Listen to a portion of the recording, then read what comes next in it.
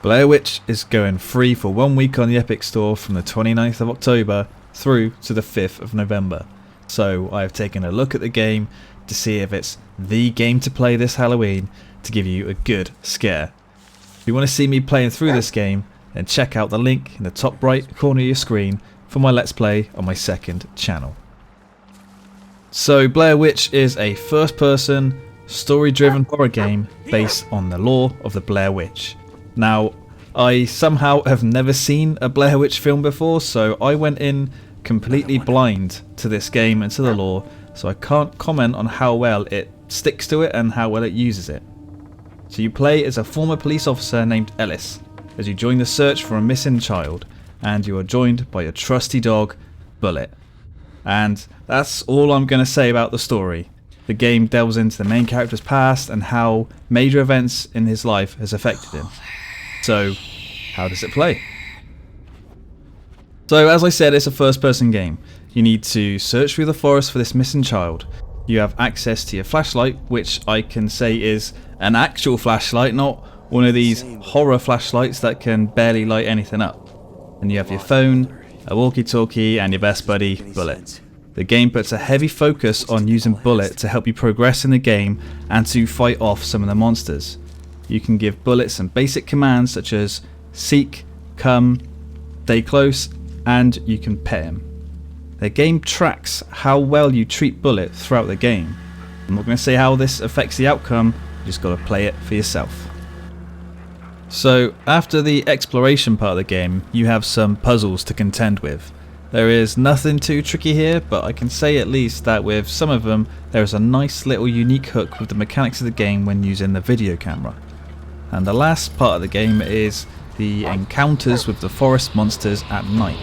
Bullet helps you out here, and you have a couple of options to deal with them.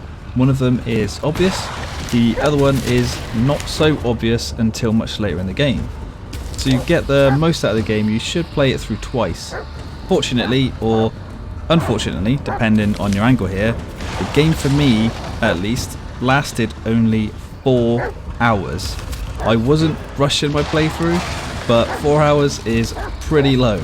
But if you're picking it up for free on the Epic Store, then it's alright, to be honest, because it's free. Though, I did think that the last hour kind of lasted too long. I think they should have just broken it up a bit with some different locations. Now, is it scary at all? It doesn't start as scary, but the game is dripping with atmosphere and you get really sucked into the game. It sort of starts as a very suspenseful, tense and creepy game, but as you progress it gets scarier and scarier. So if you're looking for a good scary game for Halloween, then this will be the game for you. I think the graphics in this game are pretty damn great. It may not look like much during the day when you're going through the forest, but when it gets darker and more creepy and when the fog comes out, it looks awesome. In my footage you're seeing now, I played the game on max settings and it performed extremely well, though I did notice some odd stuttering here and there when looking around. Character models and textures are detailed as well. There's nothing on this one. As with any horror game, the sound design needs to be something of note. It's got to keep you on edge at the right moments, creep you the hell out with sounds to your side and behind you, and luckily this game delivers great sound design in spades. The sounds of the forest keep you checking all around you just to make sure something isn't sneaking up on you, and the voice acting is of good quality as well, as are the sounds of your best buddy, Bullet. There are no microtransactions in the game, but you can get DLC for the soundtrack and a digital art book, but I couldn't see this DLC on the Epic Store, only on Steam. So is this game worth playing? If you're looking for that great scary game for Halloween, then the answer is a simple yes.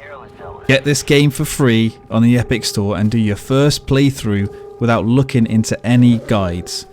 Then play it through again after looking into the endings you got to see what you missed, see what you can change. If you missed it on the Epic Store, then I would say wait for it to drop in price or for when it's on sale, as its usual price for a 4-hour-ish game is a bit too much, to be honest. So if you like this video, then give it a like, subscribe, become a member for only 99 cents, and thank you for watching.